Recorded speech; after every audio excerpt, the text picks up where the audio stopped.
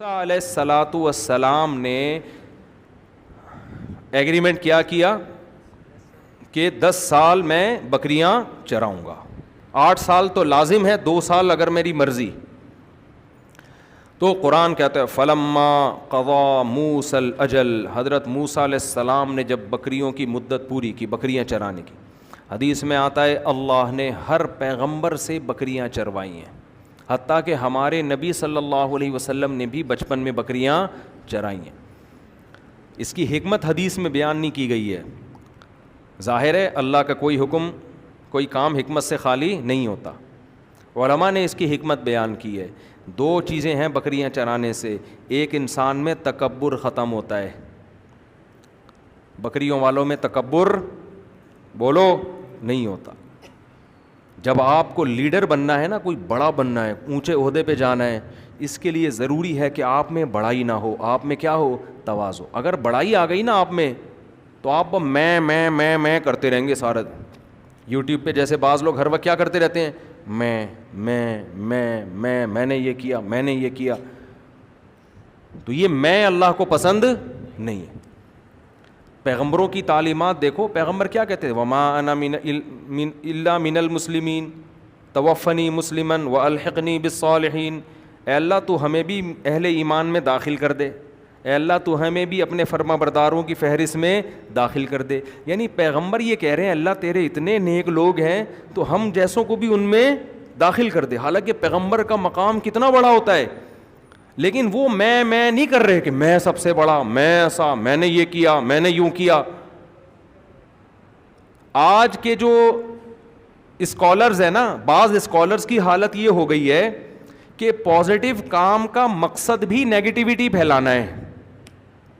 یعنی اگر وہ اچھی بات بھی کر رہے ہیں نا، مقصد اچھائی کو پروموٹ کرنا نہیں ہے، اس کے ضمن میں مقصد کیا ہے، برائی کو پروموٹ کرنا. مثال کے طور پر آپ نے بدنظری پہ تقریر کی کہ نظروں کو جھکانا چاہیے. تقریر بڑی اچھی، لوگوں کو دل میں خیال پیدا ہوا یار ہمیں نظر کی حفاظت کرنی چاہیے. بار بار آپ یہ بات ریپیٹ کرو، یہ بات میں کہتا ہوں، دوسرے علماء نہیں کہتے. ابے تو لوگوں کو بد نظری سے حفاظت سکھا رہا ہے یا دوسرے علماء سے بدگمانی سکھا رہا ہے؟ وہ ایک آدمی تہجد کے لیے اٹھا نا، مزدور تھا، رات کو اٹھ کے اللہ سے دعا مانگ رہا ہے، اے اللہ میں اٹھا ہوا ہوں، سارے سو رہے ہیں. یا آج کل کے بعض اسکالرز کی بات کر رہا ہوں، اے اللہ میں اٹھا ہوا ہوں رات کے آخری حصے میں، یہ سارے کمبخت پڑے ہوئے سو رہے ہیں. بار بار نا یہ سو رہے ہیں اور میں اٹھا ہوا ہوں. تو ایک نے منڈی نکالی رضائی سے، بولا کمبخت تو اپنی تعریفیں کر، ہماری غیبتیں کیوں کر رہا ہے اللہ کے سامنے؟ تو بس یہ بول دے اللہ میں اٹھا ہوا ہوں، میری عبادت قبول کر لے، دعا قبول کر لے. یہی آج کل کے بعض لوگوں کا حال ہے. میں یہ کر رہا ہوں، کوئی بھی یہ کام نہیں کر رہا، میں یہ کر رہا ہوں. اس کا مطلب آپ کو اس سے زیادہ وہ نہیں ہے کہ میں اچھائی کو پروموٹ، اصل میں آپ یہ چاہ رہے ہو کہ دوسروں کی برائی کرنا، لیبل اچھائی کا لگایا جا رہا ہے. تو پیغمبروں کی سیرت اٹھا کے دیکھیں، تواضع. ہم کچھ نہیں ہیں، اللہ ہمیں بھی اپنے نیک بندوں میں شامل کر لے. حضرت موسیٰ نے ایک جملہ کہہ دیا تھا، اللہ نے پکڑ لیا. صحیح بخاری میں موسیٰ علیہ السلام سے پوچھا سب سے بہتر عالم کون ہے، سب سے بڑا عالم، کہا میں. اللہ نے حضرت خضر علیہ السلام کے پاس بھیج دیا آپ کو. اس پہ تنبیہ کی، حالانکہ بات صحیح تھی، اس وقت روئے زمین پر حضرت موسیٰ سے بڑا عالم کوئی بھی نہیں تھا، لیکن اللہ کو انداز یہ پسند نہیں آیا. تو اس لیے یہ بہت اہم پوائنٹ کی بات ہے. آج کبر پیدا ہو رہا ہے. تو پیغمبروں کو بکریاں چروائی جاتی، ایک بڑی وجہ اس کی کیا تھی، بننا ہے. تو دولت جب آتی ہے، عہدہ جب آتا ہے تو تکبر آتا ہے، ساتھ میں تکبر آتا ہے. اور تکبر جب آ گیا نا، ہم نے بڑے بڑے علماء سے سنا ہے کہ متکبر ہمیشہ بے وقوف آدمی ہوتا ہے، عقل مند کبھی متکبر نہیں ہوتا. کیوں؟ عقل مند کو پتہ ہوتا ہے یار ہماری اوقات 2 ٹکے کی ہے نہیں، ہم کس بات پہ کبر کریں. صحیح ہے. اگر میرے پاس اچھی گاڑی ہے، میرے پاس اچھا کپڑا ہے، میرے پاس عہدہ ہے، تو یہ میرا کمال تھوڑی ہے. 2 منٹ لگتے ہیں اللہ چھینے گا اور تو روڈ پہ آ جائے گا. تو عقل مند تو یہ دیکھتا ہے کہ یار یہ میرا کیا کمال ہے. بے وقوف سمجھتا ہے کہ واہ بھائی ہم بہت اچھے ہو گئے. بھائی کپڑوں سے اچھے ہونے کی بات ہوتی تو پھر وہی سابق صدر کی مثال ہمارے سامنے آ جاتی ہے. خیر وہ بار بار آتی ہے ایسی مثالیں، مثال کوئی اس سے خاندانی ملتی نہیں نا ہمیں مارکیٹ میں. تو موسیٰ علیہ الصلاۃ والسلام نے، ہاں ایک حکمت کیا ہے؟ تواضع. دوسری بکریاں چرانے میں حکمت ہے برداشت، قوت برداشت. بکری تنگ بہت کرتی ہے لیکن آپ اس پہ اپنا غصہ جاری نہیں کر سکتے، کمزور ہوتی ہے. بیل تنگ کرے اٹھا کے ڈنڈوں سے کوٹ دو اس کو، مار کھا لے گا. بیل تنگ بھی کم. گائے پالنا ہم نے تو پالی ہے نا بکریاں، گائے پالنا آسان ہے، کھڑی کر دو. بھینس تو اتنی آسان ہے جہاں کھڑی کر کے جاؤ گے قیامت تک وہیں کھڑی رہے گی. 6 مہینے بعد بھی آؤ گے تو وہیں کھڑی ہوئی ہوگی، بٹھا کر گئے تو بیٹھی ہوئی ہوگی. اس کے کھیل کیا ہوتے ہیں؟ کان ہلانا. وہ میں سناتا ہوں نا، بھینس کا بچہ گائے کے بچے کے پاس آیا تو کہ چلو کھیلتے ہیں. تو گائے کے بچے نے کہا دوڑ لگاتے ہیں. بھینس کے بچے نے کہا بھائی پاگل ہو رہا ہے کیا، دوڑے گا کون؟ گائے کے بچے نے کہا چل بھائی پھر چلتے ہیں. اس نے کہا نہیں نہیں بھائی بہت مشکل کام ہے. تو گائے کا بچہ ٹینشن میں آ گیا، یار کیا کھیلوں اب میں. تو بھینس کے بچے نے کہا بیٹھ کے نا کان ہلاتے ہیں یوں کر کے. وہ کان ہلاتے ہوئے دیکھے کبھی گاؤں دیہاتوں میں؟ بھائی یہ بھینس کے بچے کا ٹوٹل اچھل کود ہے یہ. تو بھینس پالنا بھی آسان، کھڑے کر کے جاؤ بس وہیں رہے گی، کہیں بھی نہیں جائے گی. اور اچھا اس کو نہلاؤ، نہیں نہلاؤ گے نا تو کوئی بھینس پیشاب کر رہی ہوگی اس کے نیچے جا کے کھڑی ہو جائے گی، اسی کو انجوائے کرے گی وہ. گائے بھی. لیکن بکری پالنا بڑا مشکل کام ہے، ادھر ادھر بھاگتی ہے، ایسے بھاگتی ہے. ہم پنجرا کھولتے تھے نا ایسے روڈ پہ بھاگ جاتی تھیں، ڈنڈے لے لے کے بھاگتے تھے ان کے پیچھے. ادھر کبھی کسی کی بائک کے نیچے آ رہی ہے گاڑی، خطرہ ہوتا ہے. اور آپ بکری پہ غصہ جاری نہیں کر سکتے، 2-3 کھینچ کے لگاؤ گے مر جائے گی بھائی. اور ویسے بھی پہلے تو بکریاں اتنی سی ہوتی تھیں، تو پنجاب اور سندھ کی نسلیں کراس بریڈنگ کر کے ایسی اونچی بکریاں پیدا ہو رہی ہیں آج کل. تو اس لیے بھی بکریاں چروائی گئی ہیں کہ ان میں برداشت پیدا ہو، کیونکہ حضرت موسیٰ کو حوالے کرنا تھا بنی اسرائیل. بنی اسرائیل میں زیادہ تر لوگ بڑے شرارتی، بہت تنگ کرنے والے. تو اگر لیڈر جذباتی ہوگا نا، ذرا سی کوئی بات ہوئی اور لیڈر نے اٹھا کے پوری قوم کو جناب لتاڑ دیا، اور تحمل ہی نہیں ہے. کسی نے آ کے آپ کے کان بھرے، آپ ایک دم ایکسائٹیڈ ہو گئے. ایسا ہوتا ہے. بچوں نے باپ کے سامنے آ کے دوسرے بھائی کی برائی کی، باپ ایک دم طیش میں آ گیا. تو یہ ایک دم طیش میں آنے والا کام ٹھیک نہیں ہوتا. تحمل سے سنو، تحقیق کرو ایسا ہے بھی کہ نہیں ہے. تو 2 وجہ سے. خیر حضرت موسیٰ علیہ السلام نے بکریاں چرائیں. فلما قضا موسیٰ الاجل، جب مدت کمپلیٹ کی، وسار باہلہ، اور اپنے گھر والوں کو لے کر مصر کی طرف چلے. آنس من جانب طور نارا، سردیوں کا مہینہ تھا اور مصر میں سردی بھی بڑی کڑاکے دار پڑتی ہے، ٹھنڈا کنٹری ہے، سردیوں میں نا بہت ٹھنڈ ہوتی ہے.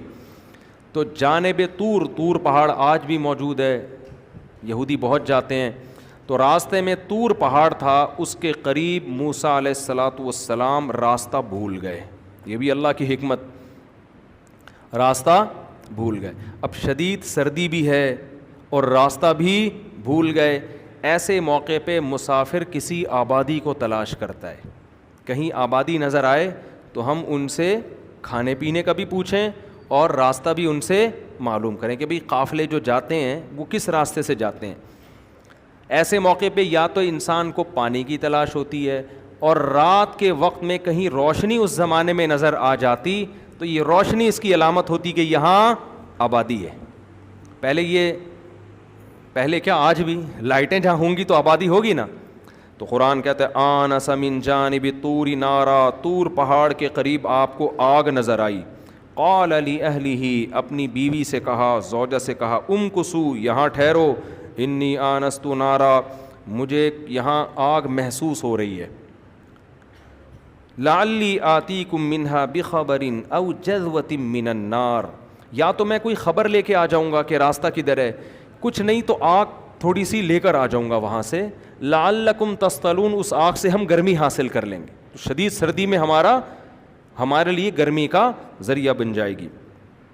فلما اتاہا، جب موسیٰ علیہ السلام اس آگ کے قریب پہنچے، نودی من شاطئ الوادی الایمن، کوہ طور کی جو دائیں وادی تھی وہاں سے آواز آئی، فی البقعۃ المبارکۃ من الشجرہ، جو درخت تھا نا اس کے اندر سے، اس کے قریب سے زیتون کا درخت تھا اور مبارک بقعہ تھا، اس میں سے آواز آئی، این یا موسیٰ، اے موسیٰ، انی انا اللہ رب العالمین، میں اللہ ہوں تمام جہانوں کا پالنے والا۔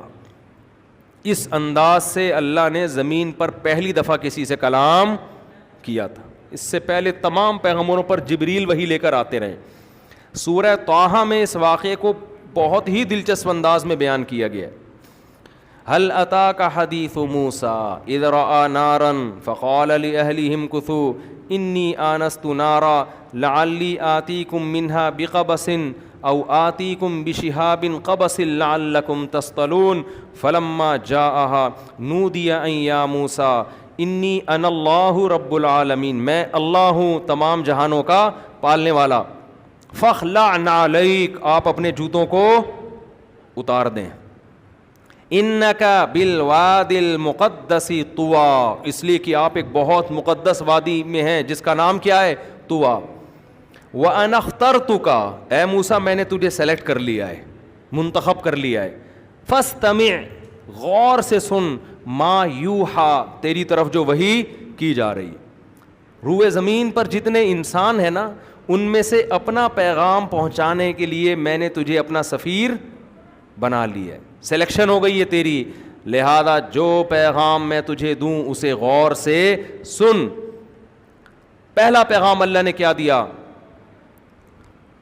فاستمع لما یوحی انی انا اللہ لا الہ الا انا، میں اللہ ہوں میرے سوا کوئی عبادت کے لائق نہیں ہے۔ یہ پہلا پیغام توحید کا اللہ نے ہر پیغمبر کو دیا ہے۔ جب کوئی اسلام قبول کرتا ہے تو سب سے پہلے کیا کہتا ہے؟ لا الہ الا اللہ، اللہ کے سوا کوئی عبادت کے لائق نہیں ہے۔ فاعبدنی، لہذا غلامی کس کی ہوگی؟ میری۔ آج سیکولر ریاستیں آپ کو اپنا غلام بنا رہی ہیں، معاشرہ آپ کو اپنا غلام بنا رہا ہے، حکومتیں آپ کو اپنا غلام بنا رہی ہیں، باپ اپنا غلام بنانا چاہتا ہے، ماں اپنا غلام بنانا چاہتی ہے، شوہر بیوی کو، بیوی شوہر کو غلام۔ ہم کسی کے غلام، آج کہہ دو ٹھیک ہے نا، آج بڑا اچھا موقع ہے، ہم کسی کے غلام نہیں ہیں، ہم صرف کس کے غلام ہیں؟ اللہ کے۔ ہم باپ کی اطاعت کرتے ہیں کس کے کہنے پر؟ اللہ کے۔ لہذا جہاں اللہ منع کر دے گا باپ کی اطاعت کرنے سے، وہاں ہم باپ کی اطاعت بھی نہیں کریں گے۔ ہم قوم سے محبت کرتے ہیں کس کی وجہ سے؟ اللہ سے۔ جہاں اللہ اپنی قوم کی مخالفت کا کہہ دے گا وہاں ہم اپنی قوم کی بھی نہیں مانیں گے۔ ایاک نعبد و ایاک نستعین، وہ ایک ہمارے سیاسی لیڈر بہت زیادہ یہ جملہ کہتے تھے، لوگوں نے اس پہ بھی ان کا مذاق اڑانا شروع کر دیا، خاندانی جملہ تھا، ایاک نعبد و ایاک نستعین، ہم غلامی صرف کس کی کریں گے؟ اللہ کے۔ تو پہلا جو حضرت موسیٰ علیہ السلام کو بتایا گیا نا جملہ کیا ہے؟ میں اللہ ہوں میرے سوا کوئی عبادت کے لائق نہیں، فاعبدنی، عبادت کس کی کرنی ہے؟ میری۔ اور اس کے بعد جو سب سے پہلا حکم، وَأَقِمِ الصَّلَاةَ لِذِكْرِي، میرے یاد کے لیے نماز کو قائم کرنا ہے۔ دیکھو اگر آپ نماز نہیں پڑھتے نا تو اپنے آپ کو اسلام کی طرف منسوب کرنا چھوڑ دو۔ اسلام اور نماز کا ریڑھ کی ہڈی کی حیثیت ہے، تبھی امام احمد بن حنبل کے نزدیک جو نماز چھوڑ دے وہ دائرہ اسلام سے ہی خارج ہو جاتا ہے، کافر ہو جاتا ہے۔ وہ کہتے ہیں یہ ہے ہی، یہ ہو ہی نہیں سکتا کہ مسلمان بھی ہو اور نماز بھی نہ پڑھتا ہو۔ عرب میں ایسے لوگ بھی ہیں شراب پی رہے ہیں مگر نماز پڑھ رہے ہیں۔ ایک صاحب نے مجھے بتایا کہ وہاں، میں پوری ڈیٹیل نہیں بتاؤں گا ان کا، پھر وہ ڈیلیٹ کروا دیں گے، وہ ان کے وہاں بڑے مسائل کھڑے ہو جاتے ہیں ان کے لیے، کہ کہتے ہیں ہم نے عیاش عربوں کو بھی دیکھا ہے لیکن نماز نہیں چھوڑتے وہ۔ یہ تو ہندوستان پاکستان کی بدعت ہے کہ اپنے آپ کو مسلم بھی کہتے ہیں اور نماز بھی قضا کر دیتے ہیں، یہ ہو نہیں سکتا۔ تو اللہ کی توحید کا اقرار کے بعد اور اللہ کی عبادت کرنی ہے، اس کے ساتھ نماز لازمی جڑی ہوئی ہے۔ اقیم الصلاۃ لذکری ان الساعۃ آتیۃ اکاد اخفیہا، اگلا پیغام اللہ نے دیا، بے شک قیامت قائم ہو کے رہے گی، کیونکہ اسلام اور لبرل لوگوں میں بڑا فرق یہ بھی ہے کہ وہ آخرت کے قائل نہیں ہیں، اور ہم یہ دیکھو، یہ اللہ موسیٰ کو ڈائریکٹ پیغامات دے رہا ہے۔ ان میں سے کوئی بھی پیغام لبرل لوگ یا اللہ کو نہ ماننے والے لوگ نہیں دیتے۔ دنیا میں کہیں دیکھا اسمبلی کا اجلاس ہوا اور قرارداد پاس ہوئی کہ ہم اس بات پہ یقین رکھتے ہیں کہ موت کے بعد ہم دوبارہ زندہ ہوں گے؟ یونائٹڈ نیشن نے ایک قانون پاس کر دی. کبھی سنا آپ نے؟ یا جب آپ اسکول میں جاتے ہیں فزکس کیمسٹری کی کتاب میں کبھی سنا؟ یا آپ کے پروفیسر نے آپ کو بتایا وہ سائنسدانوں کی تحقیق کر کے کہ ایک دن ہم دوبارہ زندہ ہوں گے اور خدا کے سامنے کھڑے ہوں گے؟ کبھی سنا آپ نے؟ یہ ٹاپک کسی سائنسدان کا، ڈاکٹر کا، انجینئر کا ہے ہی نہیں، کیونکہ خدا نے کہا ہے میں زندہ کروں گا. خدا کا سفیر بتائے گا خدا کے کہنے سے. اس لیے اللہ موسیٰ علیہ السلام کو اپنا سفیر بنا رہے ہیں اور اہم ترین باتیں ڈیلیور کر رہے ہیں کہ یہ پیغام مجھ سے لے کے آپ لوگوں تک پہنچا دیں، کیونکہ آپ کے علاوہ دنیا کو کوئی یہ باتیں نہیں بتائے گا. یہ لوگوں کا ٹاپک ہی نہیں ہے، یہ میرا ٹاپک ہے، اللہ کا ٹاپک ہے. اللہ کو دلچسپی ہے اس میں. وَإِنَّ السَّاعَةَ آتِيَةٌ، اے موسیٰ خوب سمجھ لے بے شک قیامت ایک دن آ کر رہے گی. اکاد اخفیہا، اس کا ٹائم میں نہیں بتاؤں گا کبھی بھی. لِتُجْزَا كُلُّ نَفْسٍ بِمَا تَسْعَىٰ، تاکہ انسان جو عمل کر رہے ہیں ہر شخص کو اس کے عمل کا پورا پورا بدلہ دیا جائے. یہ حکمت بیان کر دی اللہ نے، کیونکہ اگر قیامت قائم نہیں ہوگی تو اے موسیٰ جو اچھا ہے وہ بھی مر کے ختم، جو برا ہے وہ بھی مر کے ختم. اچھے کو اچھائی کا بدلہ نہیں، برے کو برائی کا بدلہ نہیں. ایسا کیسے ہو سکتا ہے؟ اے موسیٰ میں تجھے بتا رہا ہوں، یقین کر لے، پبلک کو جا کے بتا دے. اب پبلک تجھ پہ یقین کیسے کرے گی کہ اللہ نے بتایا ہے؟ وہ میں تجھے معجزے دوں گا، وہ میں تجھے معجزے دوں گا. وہ ٹھہر جا بھی بتاتا ہوں کیسے یقین آئے گا تیرے اوپر لوگوں کو کہ تو واقعی اللہ کا سفیر ہے. وہ بتاتا ہوں میں. حضرت موسیٰ پریشان ہو رہے تھے نا، اللہ میں یہ باتیں پبلک کو بتاؤں گا، مانیں گے کیسے وہ کہ میں تیرا پیغمبر ہوں، کوہ طور پر تو نے مجھ سے بات کی ہے. اللہ نے کہا ابھی ٹھہر جا، وہ میں بتاؤں. یہ سب باتیں دل میں ہو رہی ہیں. وَإِنَّ السَّاعَةَ آتِيَةٌ أَكَادُ أُخْفِيهَا لِتُجْزَىٰ كُلُّ نَفْسٍ بِمَا تَسْعَىٰ. یہ اہم پیغام اللہ نے حضرت موسیٰ کو دے دیا. اب اللہ نے حضرت موسیٰ کے دل میں آ رہا ہوگا نا، اے اللہ میں تو جانے کہ تو نے مجھ سے بات کی، میں جانتا ہوں میں نے تجھ سے کلام کیا، میں لوگوں کو جا کے بتاؤں گا تو پبلک یقین نہیں کرے گی. تو اللہ نے پھر کیا موسیٰ علیہ السلام سے فرمایا، وَمَا تِلْكَ بِيَمِينِكَ يَا مُوسَىٰ، اے موسیٰ اور یہ تیرے دائیں ہاتھ میں کیا چیز ہے. دیکھو اللہ کو تو پتہ ہے نا کیا ہے موسیٰ علیہ السلام کے دائیں ہاتھ میں، یا نہیں پتہ اللہ کو؟ تو اللہ کو ضرورت ہے پوچھنے کی ہے بھائی. پہلا سوال یہ ہوتا ہے. دوسرا سوال یہ ہوتا ہے اگر اللہ نے پوچھنا ہی تھا تو اتنا لمبا سینٹنس استعمال کرنے کی کیا ضرورت تھی؟ آپ کے سر پہ ٹوپی ہے، میں اگر پوچھتا ہوں کہ اول تو میں پوچھوں کیوں؟ مجھے پتہ نہیں ہے کہ ٹوپی ہے، میں پوچھوں گا ہی نہیں. اور اگر پوچھوں گا تو میں کہوں گا واٹ از دس، یہ کیا ہے، یہ پوچھوں گا نا. نہیں آ رہی سمجھ میں تو رہنے دو بھائی. میں یہی پوچھوں گا نا واٹ از دس، یہ کیا ہے. ما ہاذا عربی میں کیا کہتے ہیں؟ ما ہاذا. تو اللہ کو بھی اگر پوچھنا تھا اللہ کہتے ہیں ما ہاذا، یہ کیا ہے. اس سے بڑا کلام واو بھی لگا دیا، اینڈ لگا دیا. اور تو جب کنٹینیو بات چل رہی ہوتی ہے پھر بیچ میں لگایا جاتا ہے. تو اللہ نے لگا دیا وما تلکا، واو اور بھی بڑھا دیا. میں کہہ رہا ہوں اور یہ کیا ہے. آپ کہیں گے بھائی پہلے آپ پوچھ رہے ہوتے ہیں نا یہ کیا ہے، یہ کیا ہے، یہ کیا ہے اور یہ کیا ہے. یہ تو پہلا سوال ہے، پہلے سوال میں ہی واو لگا دیا آپ نے. چائے پی کے بیٹھا کریں تراویح کے بعد نا، تھکے ہوئے ہوتے ہیں. میں سوچ رہا ہوں انتظامیہ کو بولوں تراویح کے بعد آدھی کپ کڑپ دودھ پتی کا انتظام ہونا چاہیے. میں بھی پیوں گا، کاکڑ دن نہ ہو جائے گا. چائے ویسے اچھی چیز نہیں ہے لیکن چلتا ہے مارکیٹ میں، پی رہے ہیں تو پھر میرے مشورے پہ تھوڑی پی رہے ہیں. تو واو لگا دو نا، واو. تو یہ اور لمبا کلام ہو گیا. اچھا اگر میں نے پوچھنا ہی ہے، لمبا ہی کلام کرنا ہے اور بھی لگا دیا تو میں ان کو نام لے کے پکاروں گا جبکہ پہلے سے ان سے آپ کا نام کیا ہے؟ فیضان. تو بات فیضان ہی سے چل رہی ہے گھنٹے سے. میں کہوں اور یہ تیرے سر پہ کیا ہے اے فیضان، تو یہ اس سے زیادہ لمبا کلام اس موقع پر ہو سکتا نہیں ہے. اللہ حضرت موسیٰ سے اتنا لمبا کلام کر کے پوچھ رہے ہیں وما تلکا، اور یہ کیا ہے، بیمینک، تیرے دائیں ہاتھ میں، حالانکہ ایک ہی ہاتھ میں تھی، تیرے دائیں ہاتھ میں اے موسیٰ. اتنا لمبا کلام. علماء نے اس کی حکمت بیان کی ہے کہ بعض دفعہ کلام مقصود نہیں ہوتا، اس لیے بات چیت کی جاتی ہے محبت کے اظہار کے لیے اور سامنے والے کی وحشت کم کرنے کے لیے. دیکھو جب آپ کسی سے بات چیت کرتے ہیں نا، ایک روب ہوتا ہے. میں تو باروب آدمی نہیں ہوں، لیکن بعض دفعہ لوگ آتے ہیں نا تو بات شروع کرتے ہیں، وہ اسٹارٹ ہی نہیں، جیسے گاڑی اسٹارٹ ہو رہی ہوتی نا، کھنگ کھنگ کھنگ کھنگ کر کے گھنٹہ لگ جاتا ہے، وہ اسٹارٹ ہی نہیں ہو رہے ہوتے. تو میں کہتا ہوں بھائی بولو، مجھے ہنسی آ جاتی ہے بھائی کو بولے گا تو. کہہ رہے ہیں منہ سے نکل ہی نہیں رہا. وہ اچانک مجھے کہیں دیکھ لیا تو ان تو یوٹیوب پہ دیکھتے تھے، اچانک دیکھ لیا آپ مفتی صاحب ہیں، وہ حیران پریشان کھڑے ہوئے ہیں، ان کے منہ سے نکل ہی نہیں رہا ہوتا. فون پہ بھی بعض دفعہ ایسا ہو جاتا ہے. تو بعض دفعہ ایسا ہوتا ہے، اکثر تو ایسا نہیں ہوتا، کوئی ایسا روب وہ ہمارا ہے نہیں. وہ کہتے ہیں وہی شادیوں والے ہیں مولانا صاحب، تو کیا روب رہا. لیکن بعض دفعہ ایسا ہوتا ہے. تو پھر میں کیا کرتا ہوں، اس سے میں پہلے بات چیت کرتا ہوں، چھوڑو سوال ووال کو دائیں طرف رکھو، اور سناؤ کیا حال ہے بھائی، طبیعت سیٹ ہے، کیا کر رہے ہو آج کل، چلو چائے پیتے ہیں.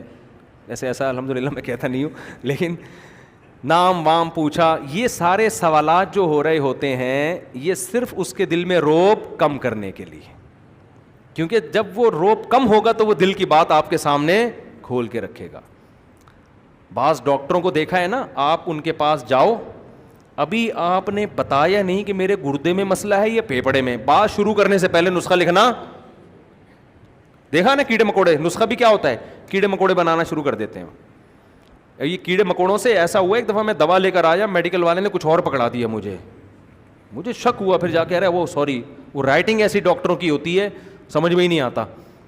تو آپ بھائی ڈاکٹر کی ذمہ داری ہے، بندہ آ کے بیٹھے آپ اس سے پوچھو تمہارے ساتھ کیا مسئلہ ہے طارق مسعود صاحب. یہ پوچھنا چاہیے نا، گردوں میں مسئلہ ہے یا جگر میں مسئلہ ہے یا پھیپھڑوں میں مسئلہ ہے یا سر میں درد ہے، یا ہو سکتا ہے تمہارے ساتھ ہو ہی نہیں، جو بچہ لے کر آئے ہو اس کے ساتھ مسئلہ ہو.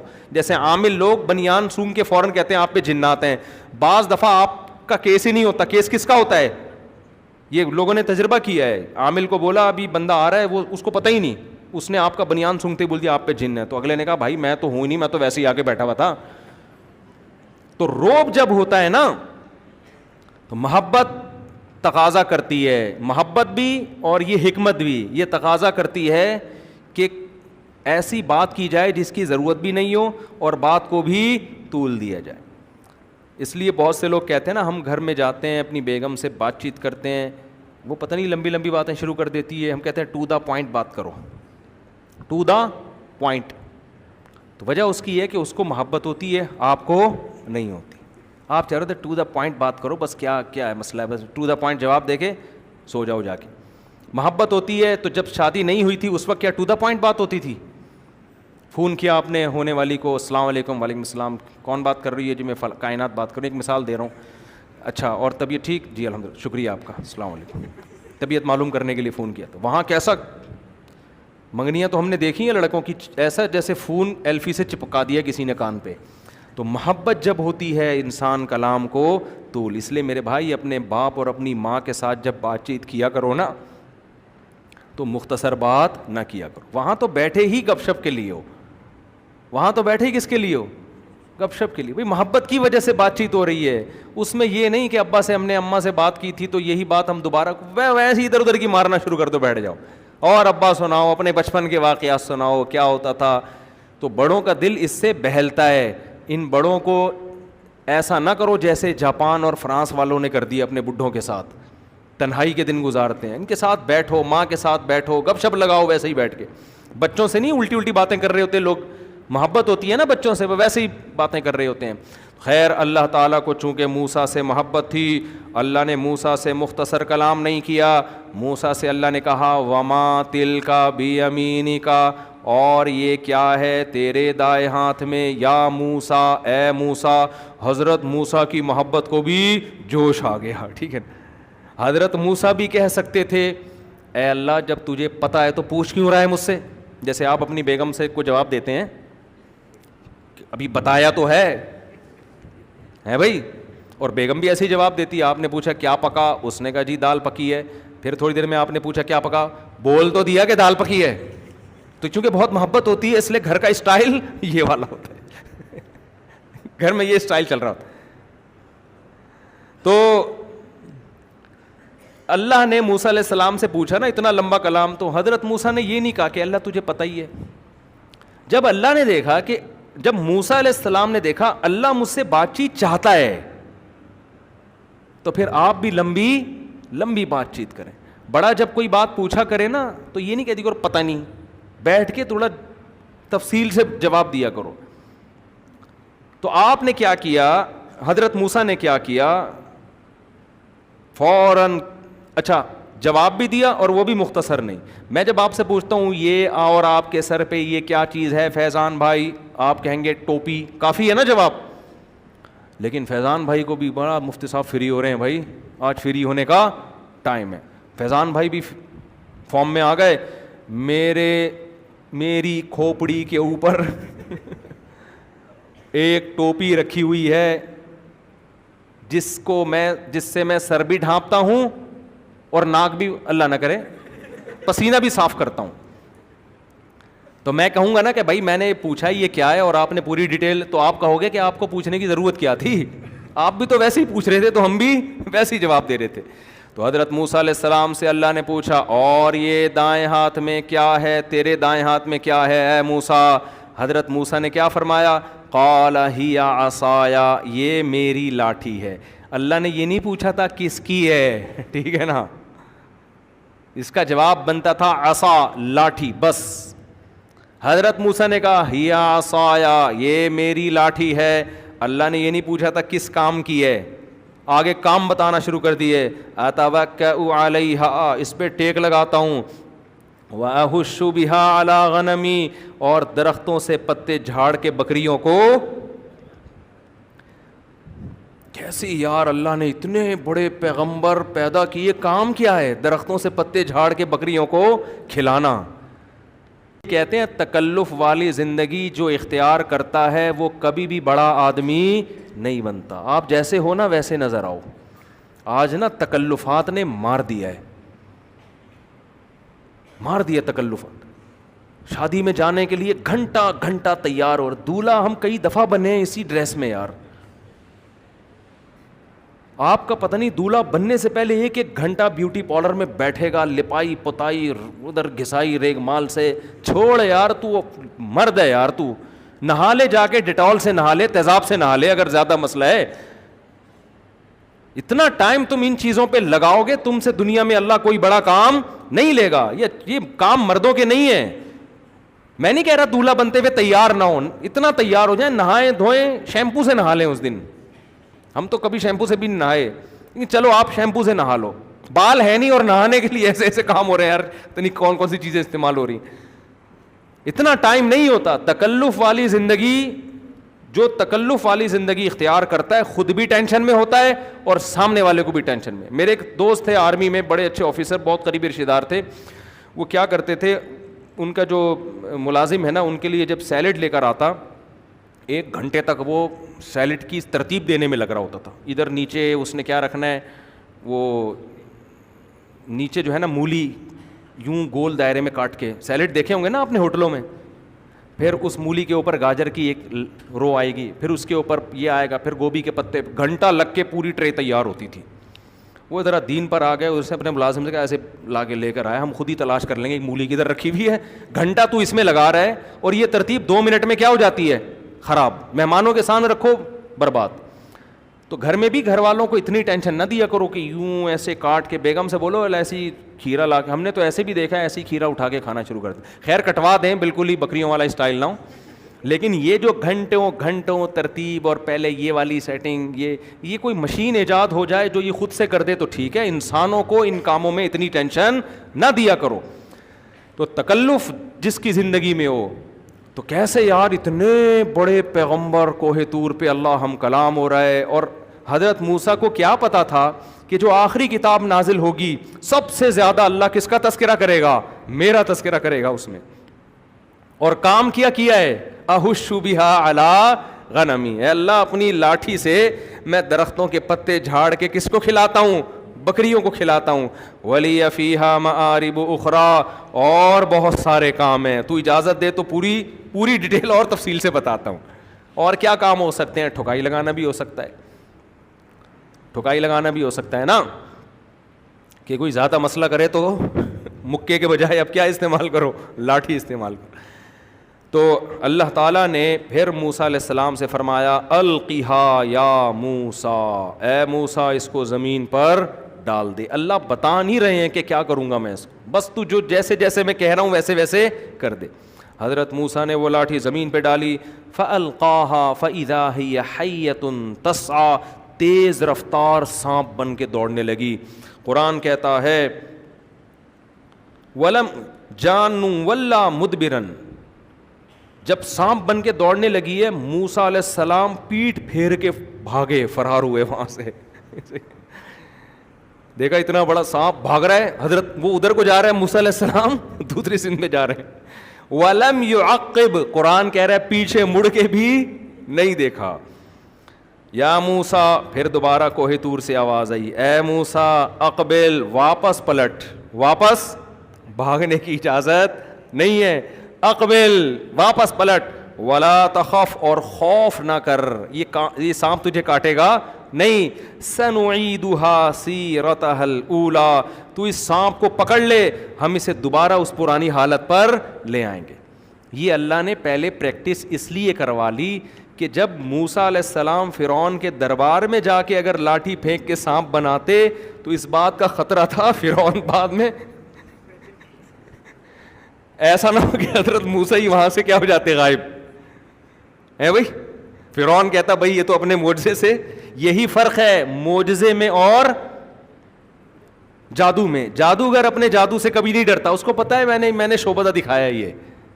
لیکن حضرت موسیٰ کا یہ جادو تھوڑی تھا، یہ تو حقیقت میں لاٹھی سانپ بن رہی تھی، تبھی خوف زدہ ہو رہے ہیں. جادوگر نہیں ڈرتا اپنے جادو سے، اس کو پتا ہے الو بنا رہا ہوں لوگوں کو میں. تو اسی طرح یاد رکھو جو لوگ بے تکلف ہو کے تقریر کرتے ہیں ان میں غلطیاں بھی ہوتی ہیں، اور جو کسی کی تقریروں کو پڑھ پڑھ کے سنا رہے ہوتے ہیں ان کا اپنا میسج نہیں ہوتا، کسی اور کا میسج نقل کر رہے ہوتے ہیں، ان کی زبان تقریروں میں نہیں لڑکھڑاتی ہے. سمجھتے ہو؟ نہیں سمجھے؟ اچھا خیر. تو قرآن کہتا ہے قرآن کہتا ہے لا تخف سنعیدها سیرتها الاولی، اے موسیٰ ہم اسے دوبارہ اسی پوزیشن پہ لوٹا دیں گے. میں کل انشاءاللہ سورہ طٰہٰ سے اس کی تفصیل بیان کروں گا، وہاں یہ واقعہ بہت دلچسپ انداز میں. آج یہیں اسی کو ہم کمپلیٹ کر دیتے ہیں مختصر. قرآن کہتا ہے اسلک یدک فی جیبک، اپنے ہاتھ کو اپنے گریبان میں ڈال. موسیٰ علیہ السلام نے ڈالا تو جب ہاتھ واپس نکالے تو سورج کی طرح چمک رہا تھا. اور اللہ نے کہا اے موسیٰ اب تو کرنا کیا ہے، تو نے اذهب الی فرعون، جانا کس کے پاس ہے؟ فرعون کے پاس. اتنا مشکل کام لگا دیا. فرعون وملئہ، اور اس کے جتنے سرکاری اہلکار ہیں نا ادھر جا کے ان کو دعوت دینی ہے. انہم کانوا قوما فاسقین، اس لیے کہ یہ برے لوگ ہیں. حضرت موسیٰ پریشان، قال رب انی قتلت منہم نفسا، اے اللہ میں تو مصر سے نکلا ہوں، ایک انسانی جان کا مجھ سے قتل ہو گیا تھا، تو میں تو چھپتا پھر رہا ہوں، میرے سے ایک انسانی جان کا قتل ہوا ہے، تو مجھے فرعون کے پاس بھیج رہا ہے. اخاف ان یقتلون، مجھے ڈر ہے وہ مجھے قتل کر دیں گے. واخی ہارون هو افصح منی لسانا، میرے بھائی ہارون کی زبان میں فصاحت ہے. فارسلہ معی ردءا، ایک جگہ آتا ہے کہ اس کو نبوت دے دے، ایک جگہ آتا ہے اس کو بھی میرے ساتھ. تو اس سے پتہ چلتا ہے حضرت موسیٰ نے شروع میں مطالبہ کیا تھا مجھے نبوت نہیں چاہیے، کس کو دے دے؟ ہارون کو بنا دے. جب اللہ نے یہ مطالبہ نہیں مانا پھر کہا کہ چل اے اللہ تو ان کو میرے ساتھ نبی بنا دے، میرا مددگار بنا دے. تو اللہ نے کیا فرمایا؟ اخی ہارون هو افصح منی لسانا، اس کی زبان مجھ سے زیادہ فصیح ہے. فارسلہ معی ردءا یصدق لی، میرا مددگار بنا کے بھیج دے، وہ میری تصدیق کرے گا. کوئی ایک تو ہو جو میرے ساتھ کھڑا ہوا ہو. اس سے یہ بھی پتہ، دو چیزیں پتہ چلتی ہیں اس آیت سے ہمیں. ایک، بولنا آنا یہ بہت بڑی نعمت ہے، بہت سے لوگوں کے پاس دلائل کے انبار ہوتے ہیں, علم کا خزانہ ہوتا ہے, لیکن اس کو ڈیلیور کرنا نہیں آتا, بجائے علم پھیلنے کے اور فتنہ پیدا ہو جاتا ہے معاشرے میں, اور الٹی باتیں ہوتے ہیں. آپ دیکھیں یوٹیوب پہ نظر آئیں گے, کتابوں میں ملیں گے آپ کو, لکھنا نہیں آتا, لکھ رہے ہیں کتابیں. تو بولنا آنا جو ہے نا, بولنا آنا کہ آپ پیغام ڈیلیور کیسے کر رہے ہیں, اس کی بہت بڑی ویلیو ہے. اس لیے اپنے بچوں کو بولنا سکھاؤ, اسپیکنگ پاور ان کے اندر پیدا کرو, جبھی وہ بڑا کام کر سکتے ہیں. بچوں کو بولنا ہی نہیں سکھا رہے, اور کس میں بولے, کون سی زبان میں بولے, جو دنیا کی بڑی بڑی زبانیں ہیں وہ سکھاؤ ان کو. کہ میرا تجزیہ سن لو, میں پورے پاکستان گھوما پھرا ہوں, میں نے من حیث القوم KPK میں جتنے بڑے بڑے علماء ہیں اتنے کہیں بھی نہیں دیکھے. کراچی میں, پنجاب میں ہیں, لیکن تعداد میں کم ہیں بڑے بڑے علماء یہاں بھی, تعداد میں کیا ہیں, کم. میں نے پشاور میں, سوات میں, مردان میں, کوہاٹ میں جو پٹھان علماء دیکھے ہیں نا, جن کی علمی استعداد بہت بڑی تعداد ہے ان کی,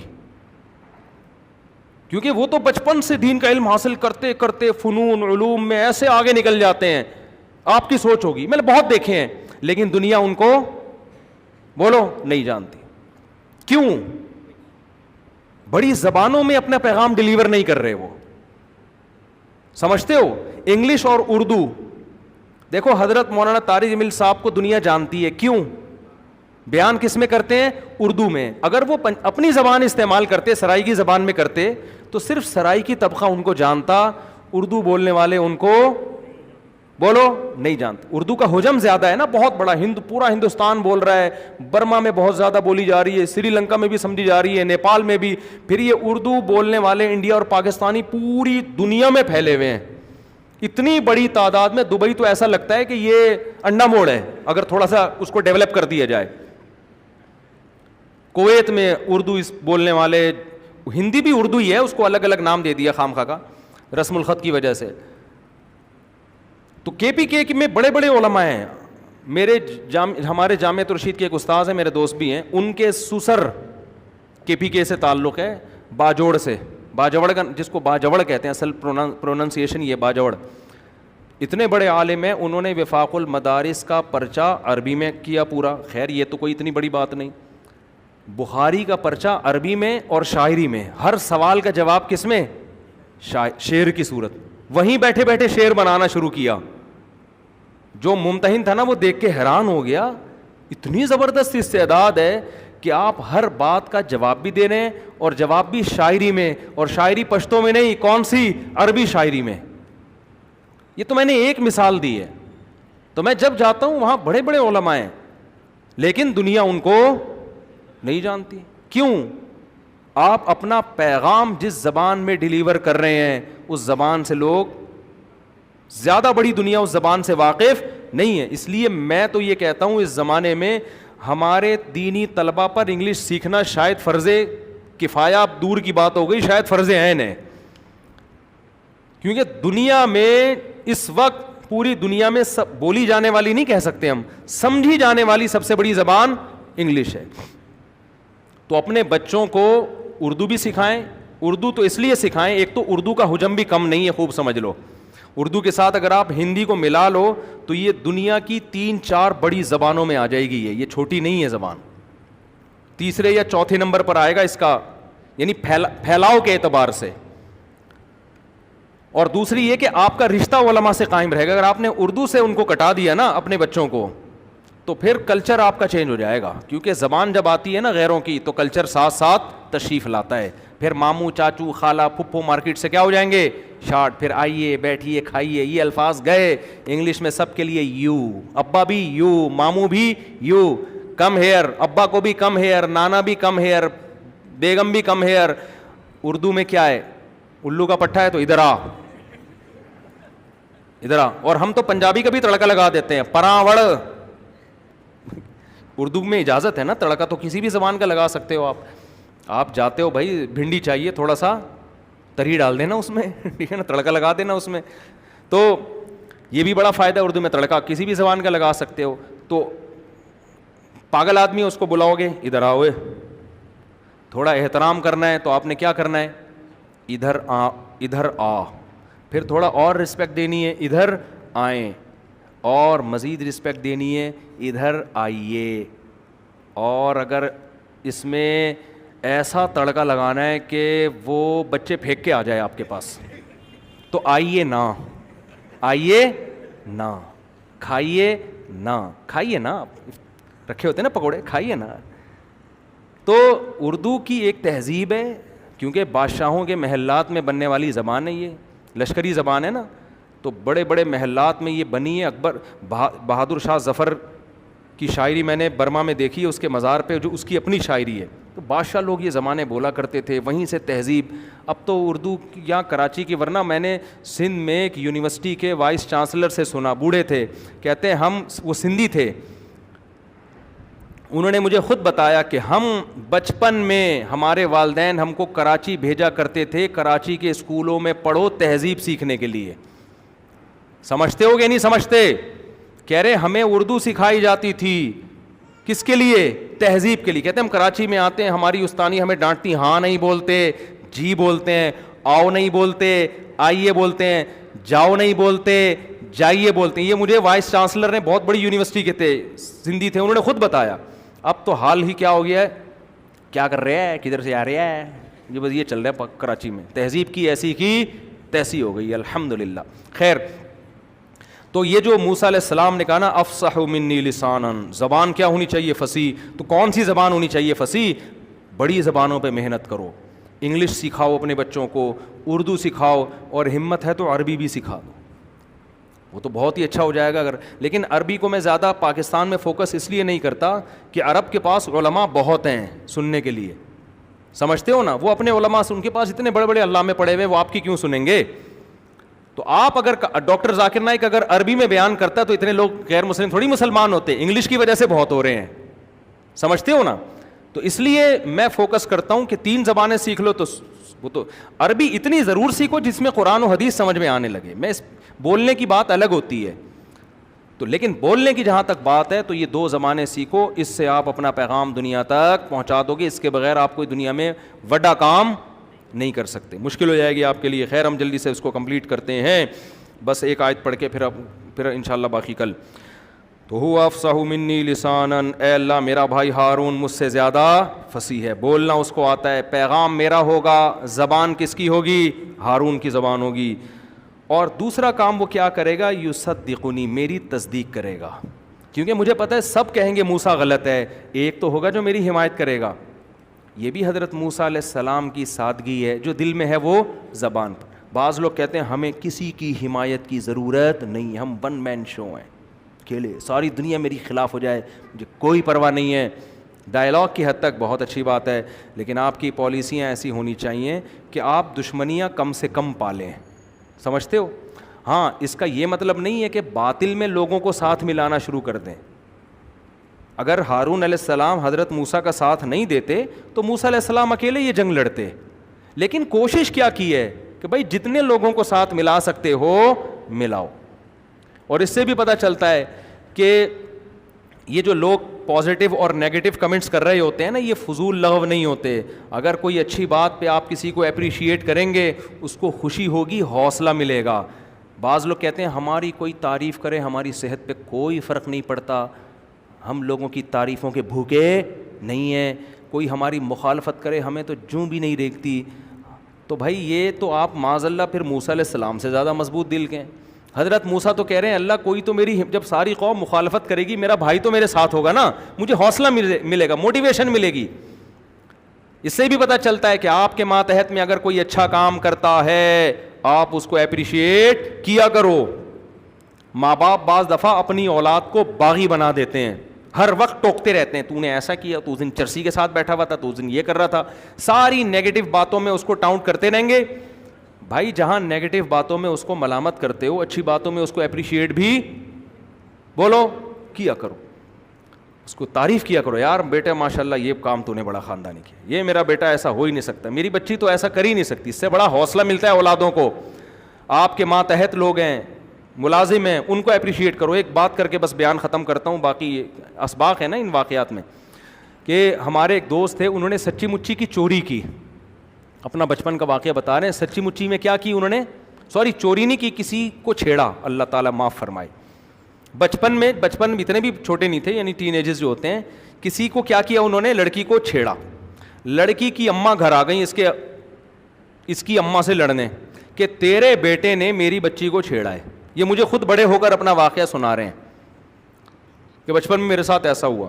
کہہ رہے میری ماں نے اس کو بولا, اس کی ماں سے بولا, میرا بیٹا دنیا کا ہر جرم کر سکتا ہے, کسی کی بہن بیٹی کو چھیڑ نہیں سکتا. کہہ رہے حالانکہ ہم چھیڑ کے بیٹھے ہوئے تھے. کہہ رہے یار میری ماں نے جب میرے بارے میں یہ تبصرہ کیا نا کہ بھائی سب کچھ ہو سکتا ہے, میرا بیٹا اتنا غیر اخلاقی نہیں ہو سکتا کہ کسی لڑکی کو جا کے چھیڑے. بہن کوئی اور شکایت کرنی ہے, گھنٹی بجا کے بھاگا, صحیح ہے نا, گدی اسٹاپ کھیل رہا تھا, کسی کی گدی پہ لگا دیا اس نے, بنٹے کھیلتا ہوا پکڑا گیا, بیمانٹی کی بنٹوں میں اس نے, ہم بے ایمانی کو بیمانٹی بولتے تھے. تو لیکن کسی لڑکی کو چھیڑ دے, اتنی غیر اخلاقی گھٹیا حرکت, یہ ہمارا بچہ نہیں کر سکتا. وہ کہہ رہے ہم گھننے بنے ہوئے نا ماں کی ہاں میں ہاں ملا رہے ہیں. یار اماں, وہاں تو نہیں کہہ سکتے تھے نا اماں آپ غلط کہہ رہی ہیں, میں نے چھیڑا ہے. لیکن کہہ رہا ہے مجھے ایسا حوصلہ ملا, میں نے کہا یار میری ماں میرے بارے میں یہ سمجھ رہی ہے اور میں کیا کیا حرکتیں کر رہا ہوں. تو اس سے بچوں کو حوصلہ ملتا ہے, بچے اس برائی کی طرف, انسان کا بچہ ہوگا تو نہیں جائے گا. تو تربیت میں نا اعتدال ضروری ہے, نہ بہت سختی کرو اور نہ بہت نرمی کرو, بیلنس کے ساتھ چلو. اللہ تعالیٰ سمجھنے کے عمل کی توفیق عطا فرمائے میرے بھائی.